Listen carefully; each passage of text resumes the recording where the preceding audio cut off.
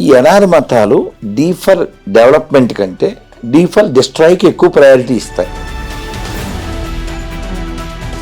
ఒక మసీద్ మీద, చర్చి మీద గుడి కట్టడం అనేది ఉందా? మనకి ముస్లిమ్స్తో కాదు ప్రాబ్లం, మనకి క్రైస్తవులతో కాదు ప్రాబ్లం, మన వేదవలతో. ఓంకారం పెట్టి అందులో చొక్క చెక్క రెండు పెడతాడు ఈ చెక్కగాడు.